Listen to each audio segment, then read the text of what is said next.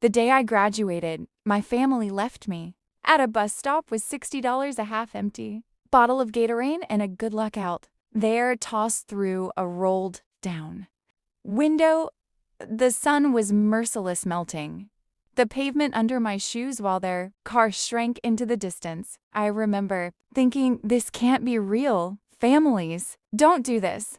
But mine did. I sat there with a backpack full of nothing and a head full of questions that would take 13 years to answer, because when I finally saw them again, they didn't even know who I was. From the outside, the Blakes looked like the kind of family you'd see on a Christmas card. Matching sweaters, wide smiles, a golden daughter in the middle. That was Natalie, the golden child.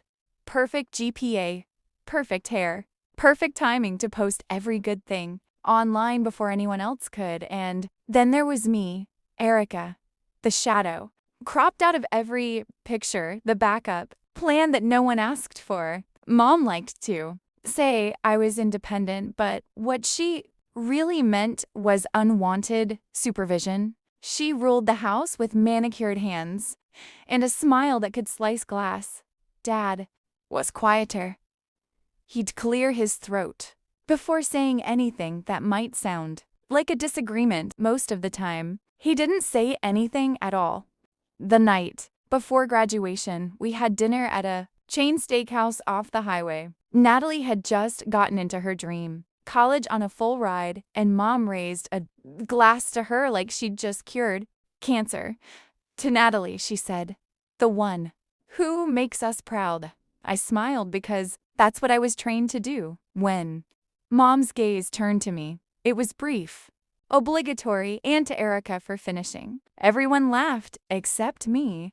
I didn't. Nope, that would be my last meal with them. The next morning was chaos caps. Gowns, camera flashes, families hugging, their kids tight. Mine stood at the edge of the parking lot like they were already halfway gone.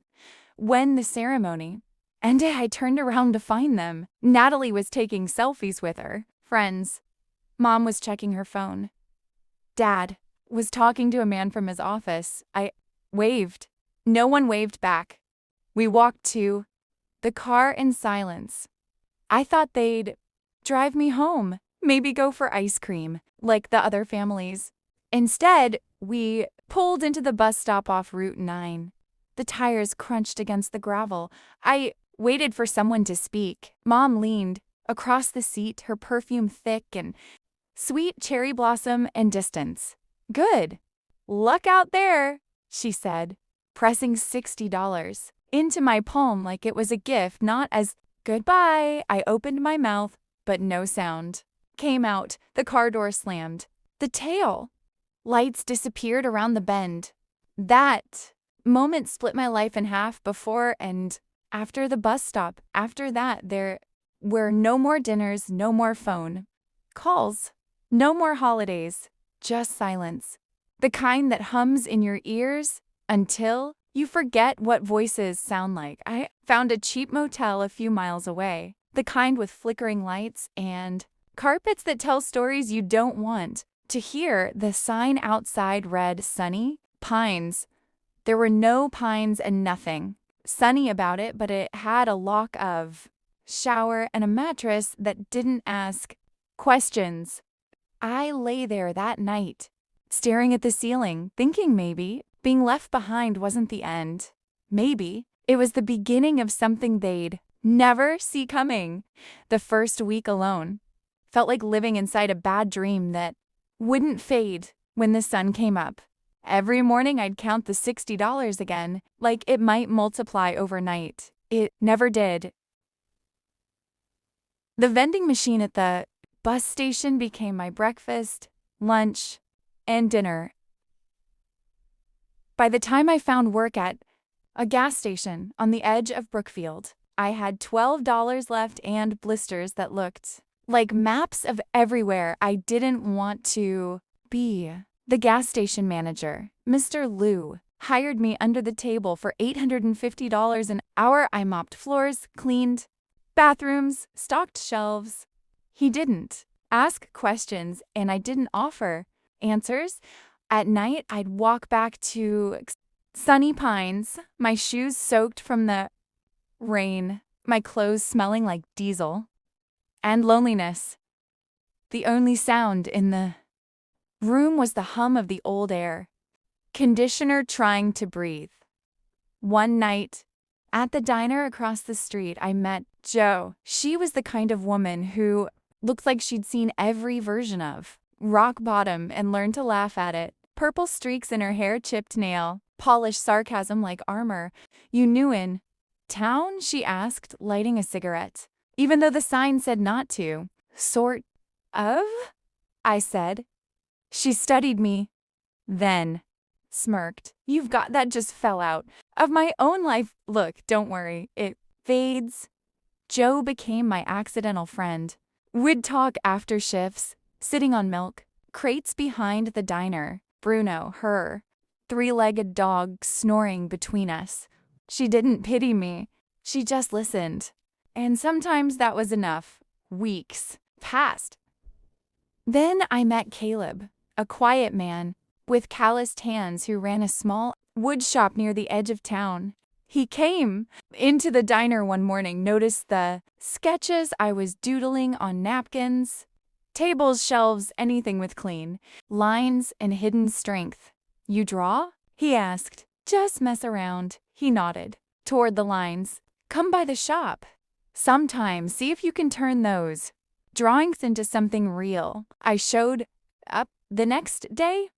The shop smelled like sawdust and lemon oil. Caleb didn't talk much, just handed me sandpaper and told me to start on an old oak board. By the time the sun set, my arms ached, but something inside me had quieted. I hadn't realized how much noise pain makes until it's replaced by purpose. Caleb paid me in cash and sandwiches. After a few weeks, he taught me how to stain wood, how to listen for the grain instead of fighting it. "You've got patience," he said once, almost surprised. I laughed, but later in the bathroom, I cried. It was the first kind word an adult had given me in years. The phrase, "good luck out there," still echoed in my head, but it didn't sting anymore. It fueled me. Every time I heard my mom's voice in my memory, I'd push harder, sand longer, stay later. One night, Jo caught me sketching. "Again, you still drawing shelves?" she asked. "Yeah," I said, trying to figure out how to make something that stands when everything else falls. She grinned. "That's not furniture, kid. That's therapy." I didn't know it then, but that was the turning point, the moment my survival became creation. I wasn't just working anymore. I was building a way out. Work became my rhythm, the only thing that made sense. Mornings at the gas station, evenings at the diner, weekends sanding wood in Caleb's shop. My hands toughened. My savings jar filled slowly. I stopped checking my phone because there was never anything there. No missed calls. No come home. Silence became its own language, and I learned to live fluently in it. Months blurred into a year. Then Lena walked into the shop, a boutique owner from 2 towns over. She saw one of my sketches pinned on Caleb's wall. "Could you build this?" she asked. I almost said no then. I said yes, even though I had no tools of my own, no clue if I could pull it off. 4 nights later, I delivered a pine shelf that leaned a little to the left, but stood tall.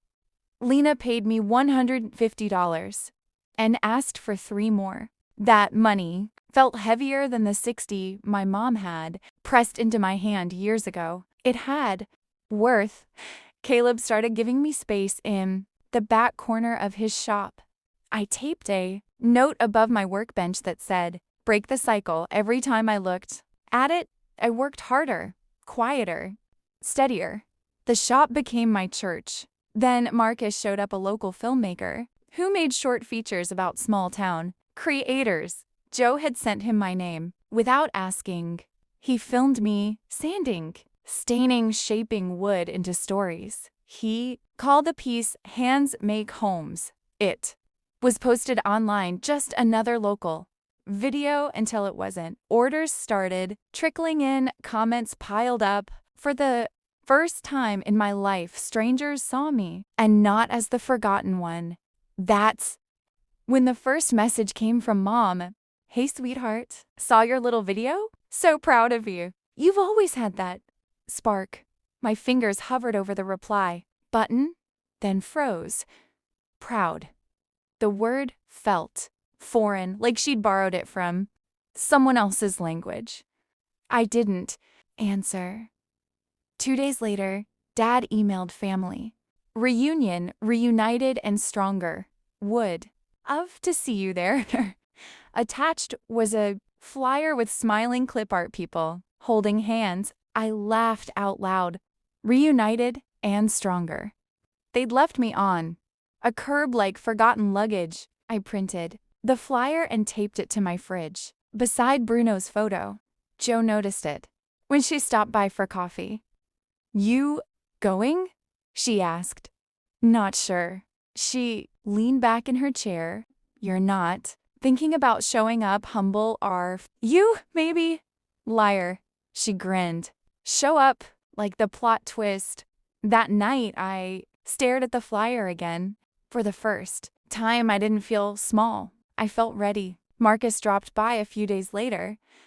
"If you go," he said, "don't go to prove anything. Go to show what they missed." I smiled. Quiet power, right? He nodded. "Exactly." The next morning, I stood in front of the mirror, hair tied low, white shirt pressed. I looked at my reflection and whispered, "Good luck out there." This time, it wasn't a curse. It was a promise. 13 years later, the bus stop was still there. Same cracked bench, same leaning sign. But I wasn't.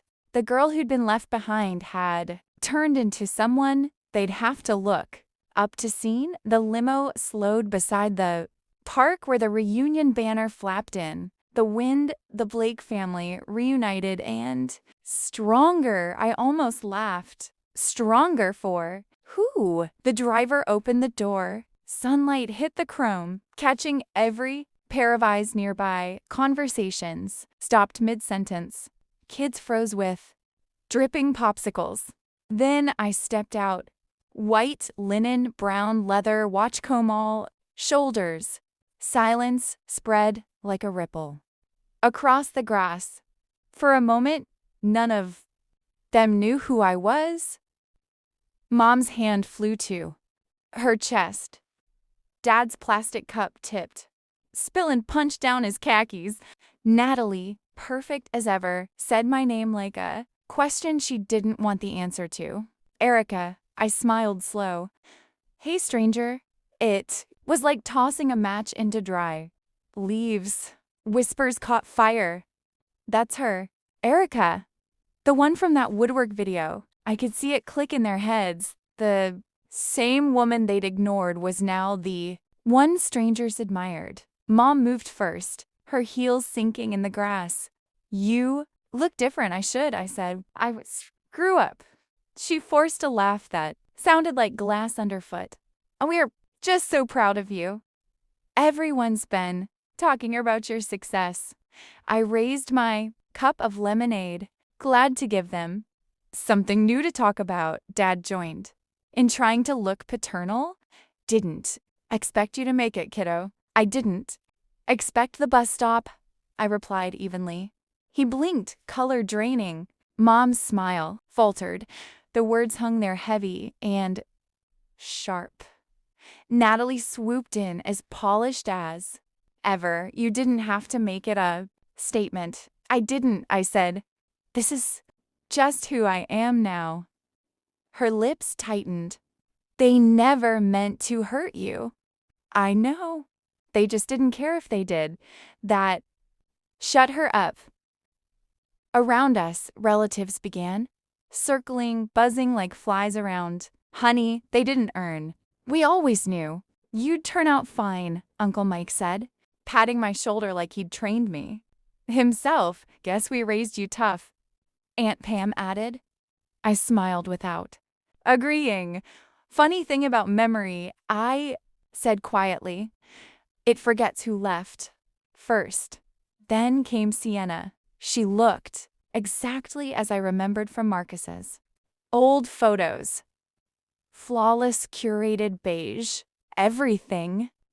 She carried a tray of brownies like it was an offering. Erica, what a surprise, she said. Brightly, your aunt invited me. We met at a charity event, I told her. How inspiring your story was. I tilted my head. Inspiring, huh? She nodded, eyes glittering. I just wanted them to see how far you've come. I'm sure you did, I said. The smile on my face didn't reach my eyes. People started taking pictures, phones out, flashes, blinking. My story. Suddenly, their trophy, the same family who'd left me behind now posed like they'd carried me. Here, I set my drink down slowly, deliberately. I said, there's something poetic about this. Dad frowned. What about leaving? Someone at a bus stop and watching them arrive in a limo? No one spoke. A bird chirped somewhere, the only sound brave enough to exist. Mom reached out as if to touch my arm. Erica, please don't be dramatic. We just wanted to reconnect.